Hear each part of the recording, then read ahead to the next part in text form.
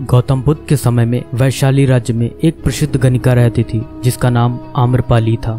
वह बहुत सुंदर थी और उसे नगर वधू घोषित किया गया था, यानी पूरे शहर की पत्नी। आम्रपाली इतनी सुंदर थी कि उसके महल के द्वार पर सदा सोने के रथ खड़े रहते थे। यहाँ तक कि महान राजाओं को भी उससे मिलने के लिए इंतजार करना पड़ता था। वह केवल एक वैश्या थी, लेकिन वह इतनी अमीर हो गई थी कि वह राज्य खरीद सकती थी। आम्रपाली का शरीर जितना सुंदर था, उससे कहीं अधिक सुंदर उसकी आत्मा थी जो सच्चे प्यार के लिए तरसती थी। क्योंकि आम्रपाली खुद से वैश्या नहीं बनी थी, उसे जबरदस्ती राजा ने वैश्या बनाया था। आम्रपाली के वैश्या बनने के पीछे एक कहानी है जिसे मैं किसी वीडियो में आपके साथ जरूर साझा करूंगा। आम्रपाली अपने ग्राहकों को बहुत प्यार करने का दिखावा करती थी क्योंकि उसे इसके लिए भुगतान किया जाता था, लेकिन अंदर से वह उनसे बहुत नफरत करती थी क्योंकि वह सभी उसका इस्तेमाल एक भोग की वस्तु के रूप में करते थे, एक इंसान के रूप में उसका सम्मान नहीं करते थे। एक दिन आम्रपाली अपने महल की बालकनी में खड़ी थी। अचानक उसने अपने महल के सामने से एक युवा बौद्ध भिक्षु को गुजरते हुए देखा, जिसके पास कुछ भी नहीं था सिवाय एक भिक्षा पात्र के, लेकिन उसके पास जबरदस्त जागरूकता थी और लोगों को खुद की ओर आकर्षित करने की अद्भुत शक्ति थी। जब युवा बौद्ध भिक्षु ने ऊपर की तरफ देखा तो आम्रपाली उसे देख रही थी। युवा भिक्षु ने आम्रपाली की ओर देखते हुए बेहद सम्मान भाव के साथ आम्रपाली को प्रणाम किया। आम्रपाली एकटक उस युवा भिक्षु को देखती रही और पहली बार आम्रपाली के हृदय में प्रेम का उदय हुआ था, क्योंकि पहली बार किसी ने आम्रपाली को सम्मान की नजरों से देखा था। किसी ने पहली बार उसे इंसान होने का एहसास दिलाया था। आम्रपाली तुरंत सीढ़ियों से नीचे उतरी और बाहर आकर उस युवा बौद्ध भिक्षु के पैर छुए और कहा, भंते, कृपया आज के दिन आप मेरे मेहमान बने और मेरे महल में चलकर भोजन स्वीकार करें। आगे आम्रपाली ने कहा, कृपया मेरे निमंत्रण को ना कहें, क्योंकि पहली बार मैंने किसी को निमंत्रण दिया है। मुझे हजारों बार राजाओं और सम्राटों द्वारा आमंत्रित किया गया, लेकिन मैंने कभी किसी को आमंत्रित नहीं किया है। यह मेरा पहला निमंत्रण है। युवा भिक्षु ने सम्मानपूर्वक आम्रपाली का निमंत्रण स्वीकार करते हुए भोजन ग्रहण किया। भोजन देने के बाद आम्रपाली ने कहा, भंते, आज से 3 दिनों के बाद बारिश का मौसम शुरू होने वाला है, जो कि अगले 4 महीनों तक रहेगा, और मैं आपको अपने घर में 4 महीने रहने के लिए आमंत्रित करती हूँ। आने वाले 4 महीनों के लिए यह महल आपका आश्रय होगा। मैं आपको पूर्ण रूप से आश्वस्त करती हूँ कि मैं किसी भी प्रकार से आपके ध्यान की बाधा नहीं बनूंगी, बल्कि मुझसे जितना हो सकेगा आपके ध्यान की सुविधाओं को सुगम बनाने का प्रयास करूंगी। दरअसल बौद्ध भिक्षु साल के 8 महीने गांव-गांव घूमकर बौद्ध धर्म का प्रचार करते हैं और 4 महीने वह एक ही स्थान पर रहते हैं जहां उन्हें आश्रय मिल जाता है। युवा बौद्ध भिक्षु ने कहा, माफ कीजिएगा देवी, लेकिन इस विषय में मैं स्वयं निर्णय नहीं ले सकता। मैं आपके प्रस्ताव के विषय में बुद्ध से पूछूंगा। अगर वह मुझे अनुमति देंगे तो मैं आपके महल में आश्रय अवश्य ग्रहण करूंगा। इतना कहकर वह बौद्ध भिक्षु वहां से चला गया।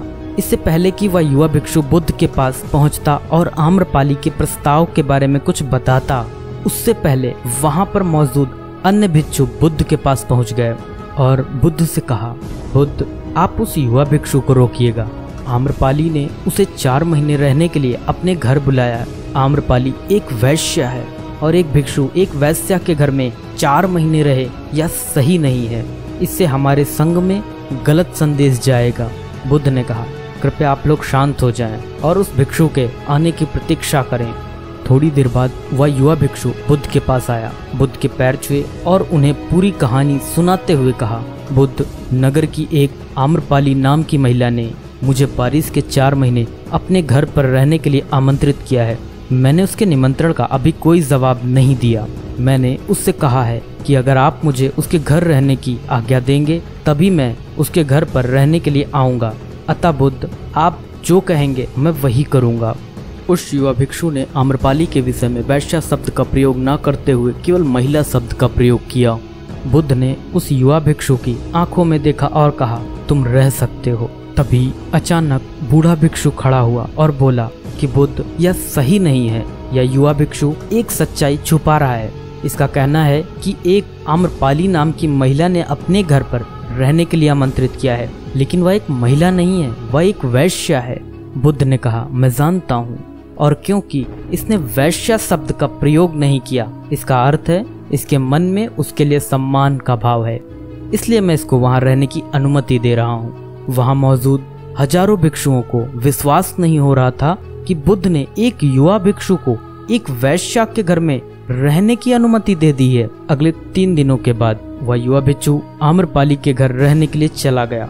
उसके जाते ही वहां पर उपस्थित अन्य भिक्षु उसके विषय में तरह तरह की बातें बनाने लगे। बुद्ध ने सभी को शांत करते हुए कहा, मुझे मेरे भिक्षु पर विश्वास है। मैंने उसकी आंखों में देखा है कि उसके भीतर तनिक भी भोग की इच्छा नहीं थी। अगर उस भिक्षु का ध्यान गहरा है तो वह आम्रपाली के हृदय को परिवर्तित कर देगा, और अगर भिक्षु का ध्यान गहरा नहीं है तो आम्रपाली अपने शारीरिक आकर्षण से भिक्षु को परिवर्तित कर देगी। यह एक प्रश्न है ध्यान और शारीरिक आकर्षण के मध्य, जिसका उत्तर हमें 4 माह के बाद मिलेगा। बुद्ध की बात सुनकर वहां उपस्थित भिक्षुओं ने कहा कि बुद्ध उस युवा भिक्षु पर बहुत अधिक भरोसा करके अनावश्यक जोखिम उठा रहे हैं। वह भिक्षु युवा है और आम्रपाली बहुत सुंदर है। समय प्रारंभ हुआ, वर्षा ऋतु गई, 4 माह बीते और वह युवा भिक्षु वापस आया। उसने बुद्ध के पैर छुए और उस युवा भिक्षु के पीछे आम्रपाली भी आई। उस युवा भिक्षु ने आम्रपाली का बुद्ध से परिचय कराते हुए कहा, बुद्ध, यह आम्रपाली है और यह आपसे दीक्षित होना चाहती है। यह एक अनोखी महिला है।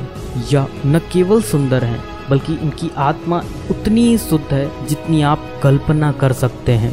आम्रपाली ने बुद्ध के पैर छुए और कहा, मैं पहली बार देखने भर से इस युवा भिक्षु से प्रेम करने लगी थी, इसलिए मैंने इस युवा भिक्षु को अपने सौंदर्य से कई बार आकर्षित करने का प्रयास किया, लेकिन मैं पूर्ण रूप से असफल रही।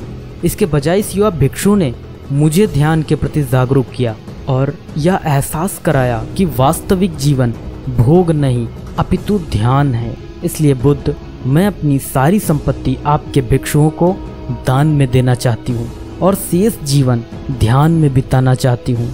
इसके बाद आम्रपाली बुद्ध के शिष्यों में पहली महिला हुई जिन्हें आत्मज्ञान की प्राप्ति हुई। बुद्ध ने अपने पंथ के सभी शिष्यों से कहा, यदि तुम वैश्याओं की संगति से डरते हो तो उस डर का उस वैश्या से कोई लेना देना नहीं है, बल्कि वह डर तुम्हारे बेसुध मन की उपज है, क्योंकि तुमने अपनी कामुकता को दबा दिया है और कामुक ऊर्जा को दबाया नहीं जा सकता, इसे केवल रूपांतरित किया जा सकता है।